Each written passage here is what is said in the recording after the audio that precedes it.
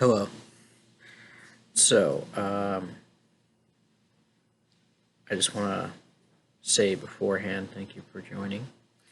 And I'm very much excited to be doing these videos with you. So, let's see here. Firstly, I'm going to go off the script here, but I did write a script for this entire episode or video. But actually in less than 2 hours, it'll be exactly 3 years since my mother has passed, and out of respect to her, I'd like to dedicate this to my mother. I know it's a video, it's something spectacular, but it's something for her. I miss her greatly every day. It gets easier, but it doesn't get easier, So today we are going to discuss several topics that contribute to the process of writing. Here are a few quotes on writing and critiquing writing that I would like to share with you all.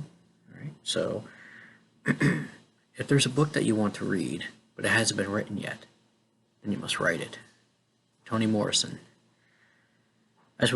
As for literary criticism in general, I have long felt that any reviewer who expresses rage and loathing for a novel or a play or a poem is preposterous.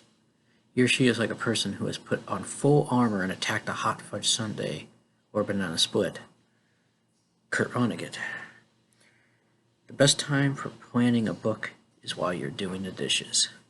Agatha Christie.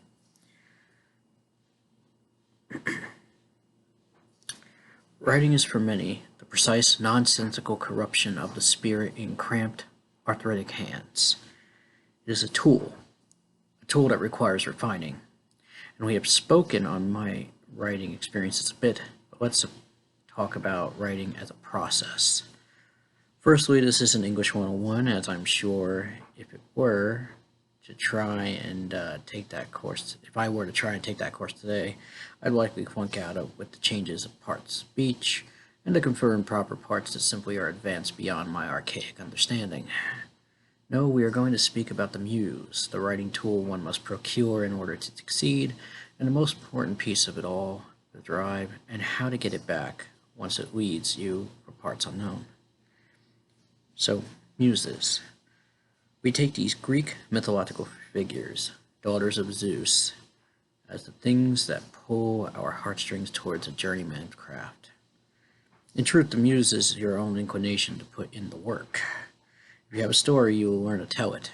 Writing is a personal journey and personable to your audience. Readers relate to you. They will empathize to your voice. Or they will find disdain in certain works.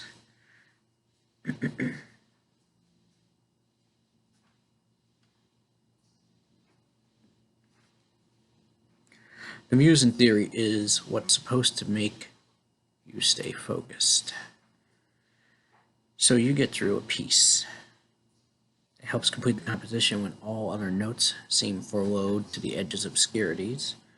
It places your phalanges over the proper keys so that your smooth sailing of the last paragraph goes swimmingly well up until the dreaded editing process.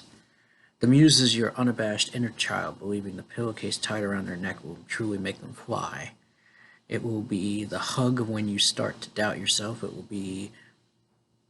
will only be disciplined by your composure while sitting there balancing the enthusiasm with organization.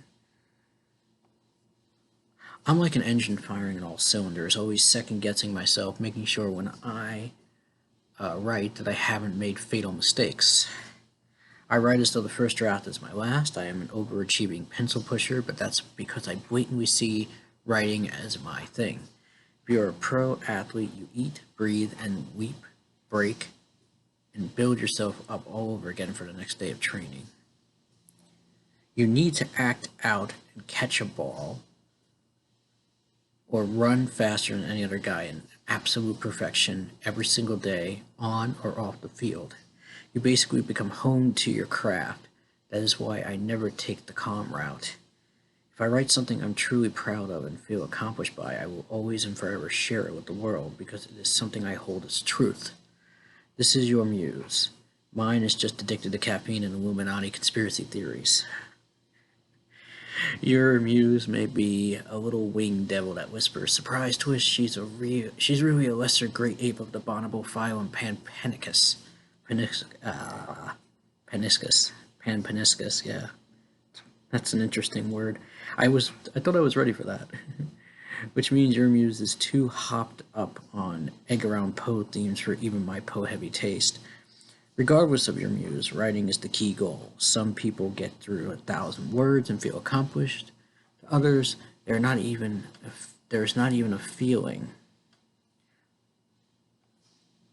of completion until they hit the bare minimum of 10,000 words. I used to be a 10,000 words a day kind of guy, but lately I'm happy with getting through a 50-word post on Facebook.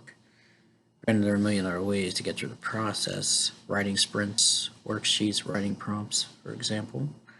If you are interested, and I would love to see what you come up with, maybe you publish something here is a cool prompt idea to use.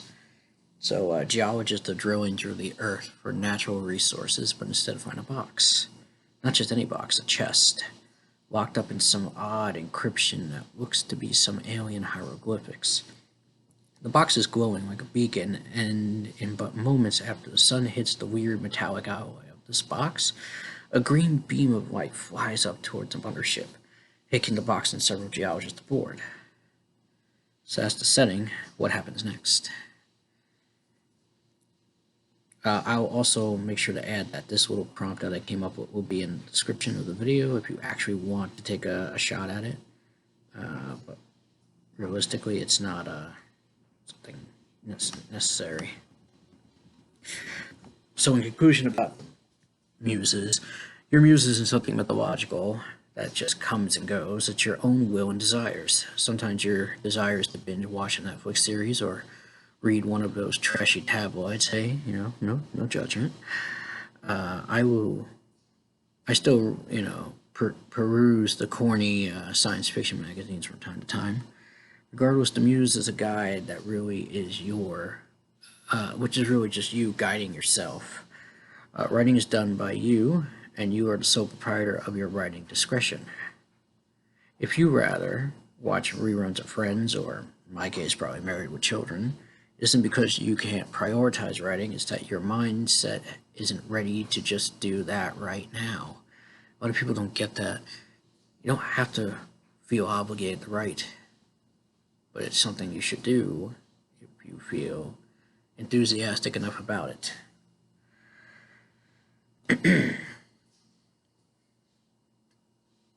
You will write when it's the right time, which is always any time, but sometimes, well, you may feel inclined to be a bit of a couch potato, and that's okay. I don't care to tell anyone how to make art so long as the embers of desire still lie deep within, burning but never snuffed. So that's my overall process that I've gone through, and I'm glad that you're sharing this, so let's keep going. I don't want to use too much time up here. So next, the tools. This is pretty obvious stuff here. Pen and paper is all you need to create your own vivid, creative realities. And nothing is more cost-effective of a hobby than writing. I mean, quite frankly, it's one of the cheapest ways to entertain yourself in this day and age. Dungeons and Dragons is basically writing and reading with extra steps and cost hundreds of dollars for real serious hobbyists. Investing in a notepad, and jumbo bag of pens is never wasted income, of course. Granted, I'm typing on a word processor, and I was, and recording with a higher-end webcam, which we can debate that all you want.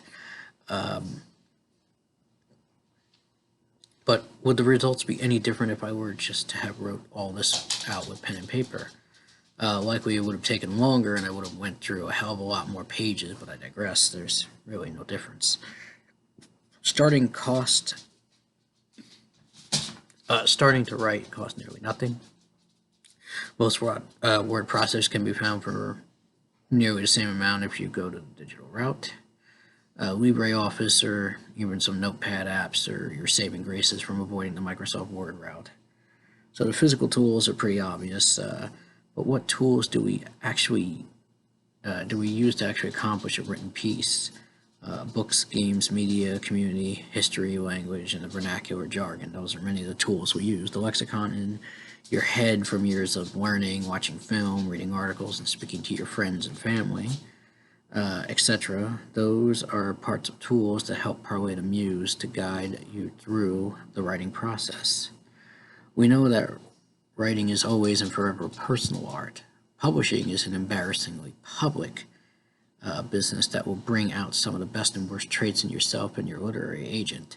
Now, if you self-publish like I do, you won't ever have to worry about a literary agent, although, I personally have been very anti-traditional publishing lately, like blacksmiths that still hold out for that one guy to come down to the shop and, ask for their, excuse me, and ask for the replacement of their horse's shoes. It's a dying system that, quite frankly, is running at its best, and in a few years, digital is going to surpass it, as is quite honestly just more cost effective, easier to go from publishing directly to marketing. It's just much easier. There's a lot more interface between you and your writers excuse me, literary agents and their writers, and then writers and their fans. So it's a much easier format. I mean, even if like 15 people and maybe another 5 people, or let's just say 30 people together watch this, and half of them have read my books and the other half are just here because of the talk that we're having, I've already reached a grander audience than if I went the traditional publishing route for some small vanity press. So anyway, excuse me. I'll take a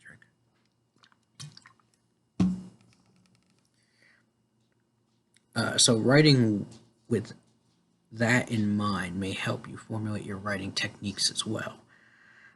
Knowing which direction you want to take will help provide you with the proper tools.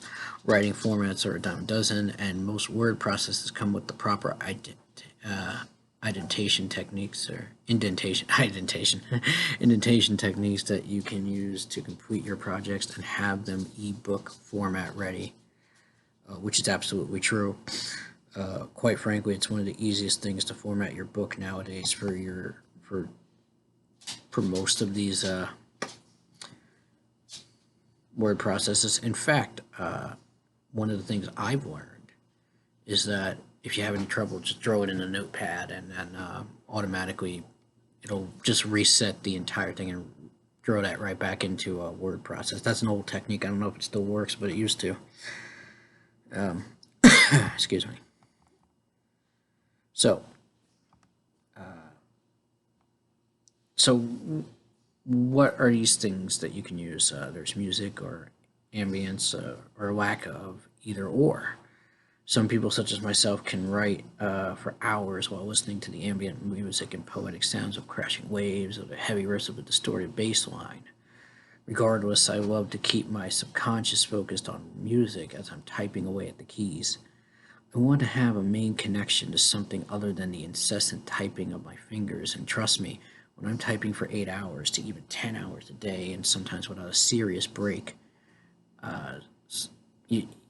because I'm just in the zone at the most, that most cannot even compare their highest highs to. I just simply need those days, but sometimes it's impossible. Some go out in public to write. I much prefer to sit on a park bench and read a good book, or sit in a comfy chair, or controversially a warm bath while reading. And writing is the same thing. I'd much rather just be at home. Still, I use the music as a tool to help me continue to type and continue to express my story. It all seems elementary, I know, but I assure you, how you go through your writing mantra will make or break your flow. I'm not saying perform rituals, but many writers speak of having a favorite mug to drink coffee from, and I have one with the quote from Thomas Jefferson stating in his letter to John Adams that he simply could not live without books. But he wrote, I cannot live without books. This is my cup right here. Could any of us to this day live without the word writ or spoke? In clarity, this is the mug I received as a gift from a good friend and family member, in my eyes anyway, who went to Monticello. In fact, it says Monticello on the side of it. I absolutely love this cup. And unfortunately, the person who bought me this is passed, and it sucks. But she was a very, very nice lady, and she suffered a great deal more than she should have, unfortunately. Absolute sweetheart, and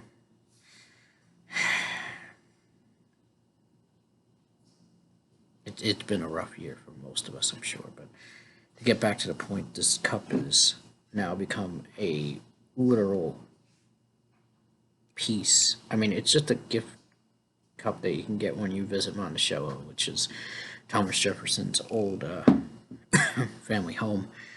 But still, it means a lot to me. So let's get back to it.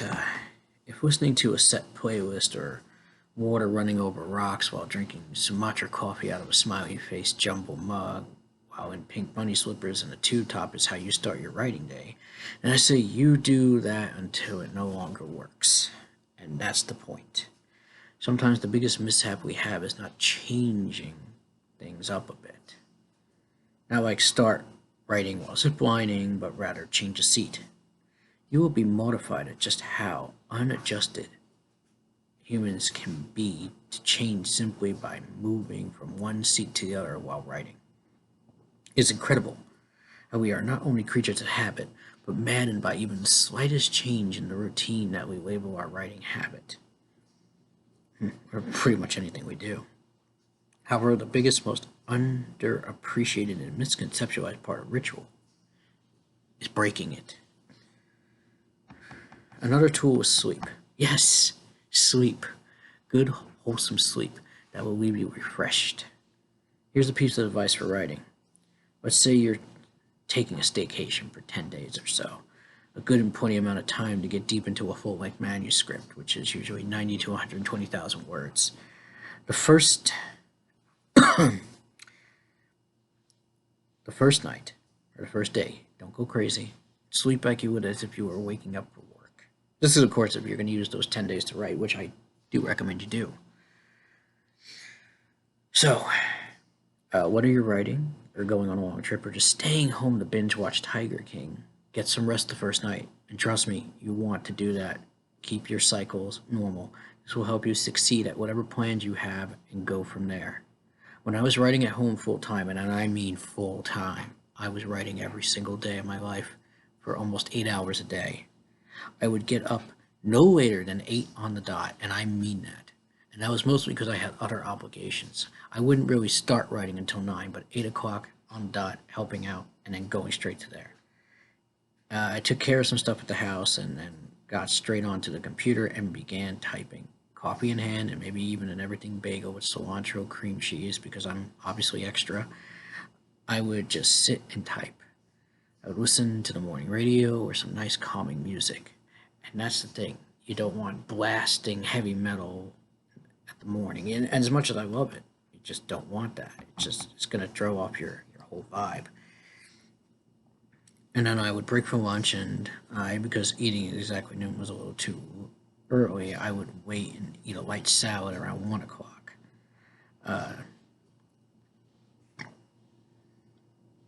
Or just something light.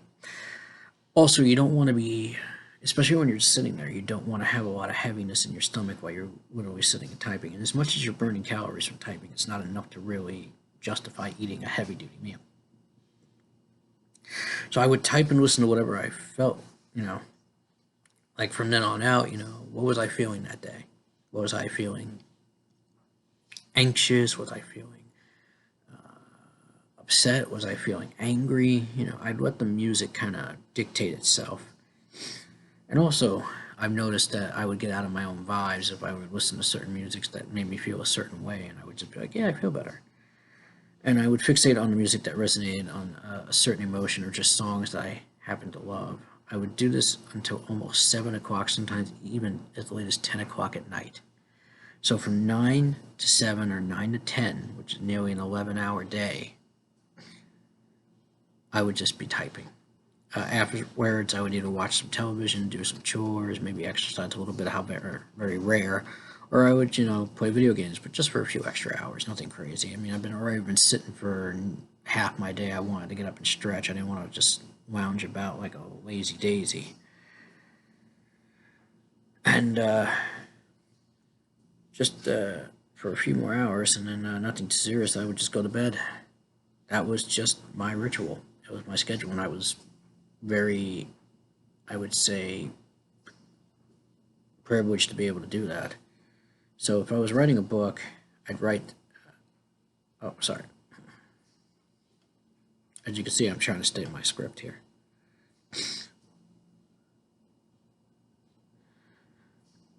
If I was writing a book, I'd write short stories in between. Like if I got stuck in one point, I'd just write something else. I would never not write. I would always be writing. Let's see.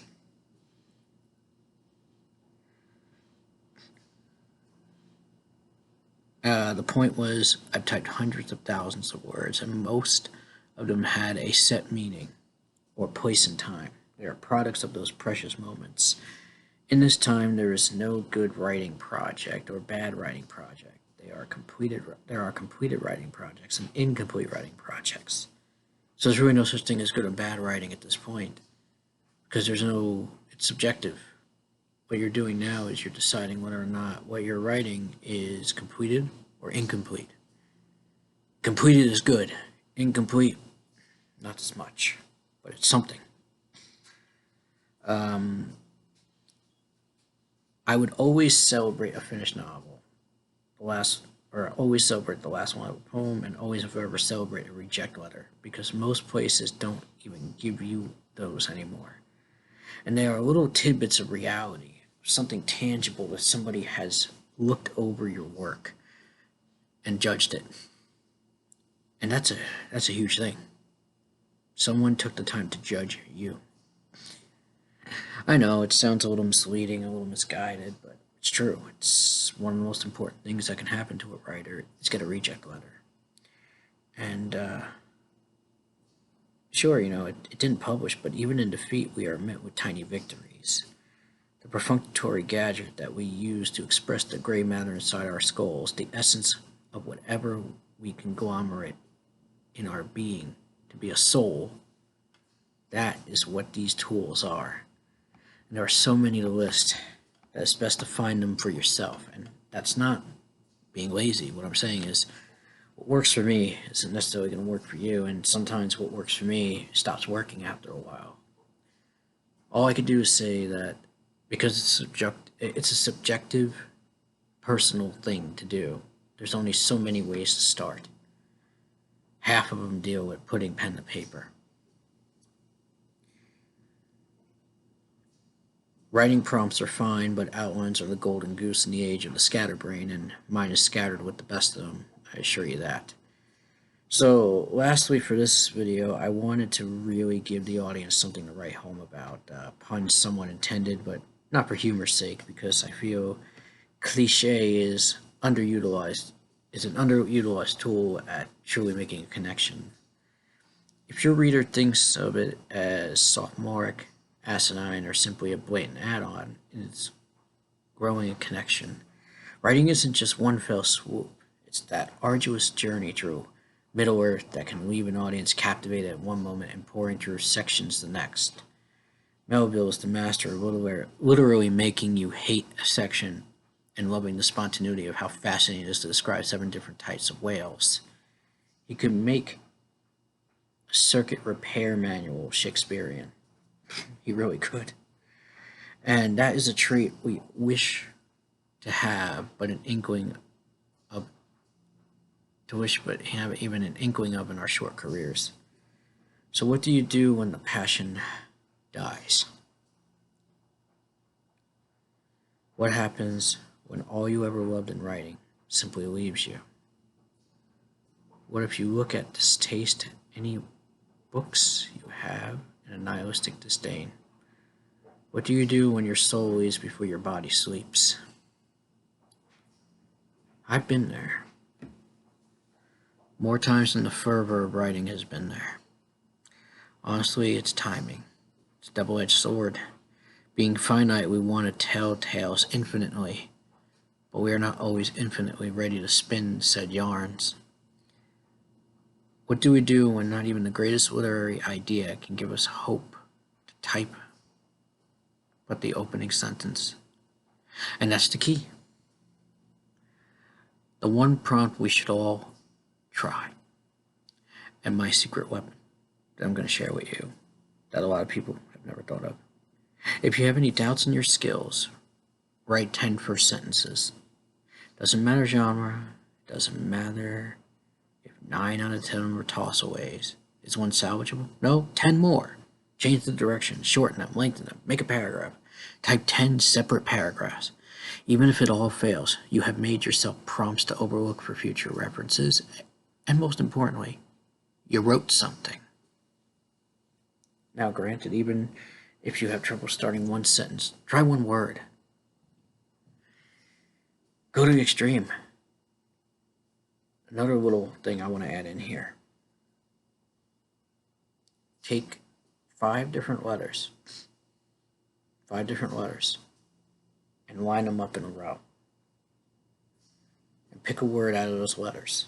Just think of a word that starts with that letter. Write that word down. Do it for all 5 of them. Then try to use all 5 of those in a sentence properly. That's not a writing prompt that I've used before. When I was even much younger than now, I'd say I was in my early teens. If not, I was probably before my teens. But you could use that as an example as well.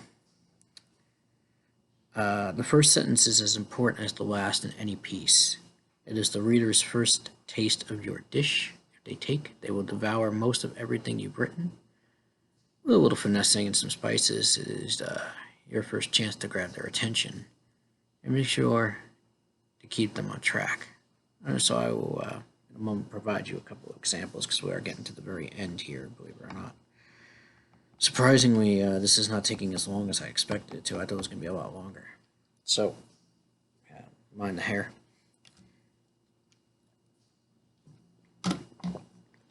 So, I came up with some example first sentences that I think would make some examples for you. They're very simple. Some, except for the second one, that's a little bit longer, but I want to give you some examples. So thank you for sticking with me this far, but we're almost done here. So, first sentence example. Clifford stared deeply into the bowl. Maggots wriggled about with enthusiasm throughout the rotting mouse carcass. First sentence. See? It grabs you. It makes you think you're about to read something really screwed up. Or perhaps Clifford, the subject of the sentence, is in a disheartened state. Maybe he's being force-fed rotting meat, or maybe it's just a dream. Regardless, it either makes the audience invested or disgusts them enough they need to know where it goes. Shock and substance in a single 16-word sentence. Sometimes it works, sometimes it doesn't. It all depends on the audience, it all depends on your angle, and it all depends on what you want to do. Regardless, though, that first sentence can go anywhere. It can literally go anywhere. So let's try another one. Again, these are just example sentences. This one's a little longer, though. There was a park full of willow trees in my youth where Mother took us to play on weekends. Jamie and I always loved to chase after the spring sparrows, but we'd never catch those feathery brown nuggets before they bolted off into the skies, like chubby little fighter jets. Up into those weeping branches they hid until their little toddler terrors were whisked away by our mother. Another sigh of relief as they waved us off the public grounds, safe for another week. So that one was a few sentences, but it gives slight imagery without being over descriptive. Again, it's the work in progress. It's not a finished sentence. It's not a finished thought even. But the point is that the children would terrorize, perhaps even that childish, innocent way, some little sparrows as they were working off the winter weight. It's simple, jovial, and yet there may even be some prelude to deeper malice. Who are Jamie and his sibling? Is Jamie's sibling a brother, a sister? Is that person of key focus, or are they telling the story of Jamie? Or is it even the story of the mother? So it opens up enough to gives you some information, but it doesn't give you the whole thing in that, part. So I got one more. Let's just do this one. This one's actually pretty short. The heat of embers flickered across her pale, thinly chiseled stone face. The heat of embers flickered across her pale, thinly chiseled stone face. Okay, so to a couple of you, I'm sure that would sound maybe roughly familiar, because that's the opening line to the prologue of my book, Will Be This Explosive. Of course, I have the grammar written correctly on this script and not the book, but hey, I was young and stupid and ambitious. I let my inner child write that. We were talking about that earlier.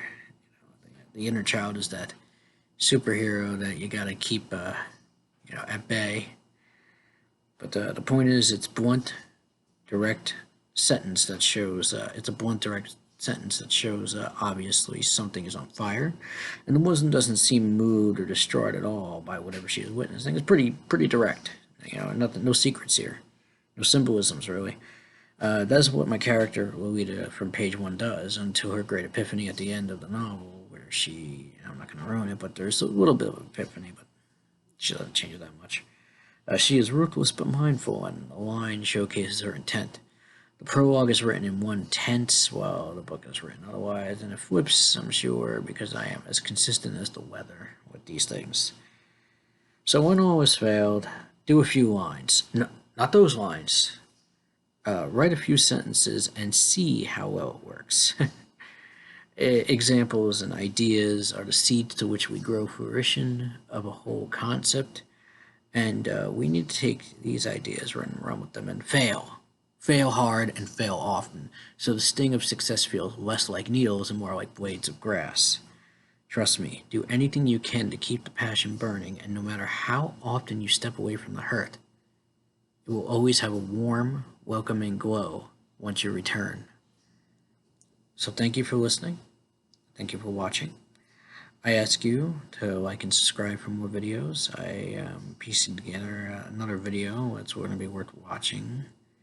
And although it has been proven slightly difficult, and this one's going to be about the creepy, odd natural phenomena that happen. And I should be on script that whole video too, but I tend to go off once in a while, obviously.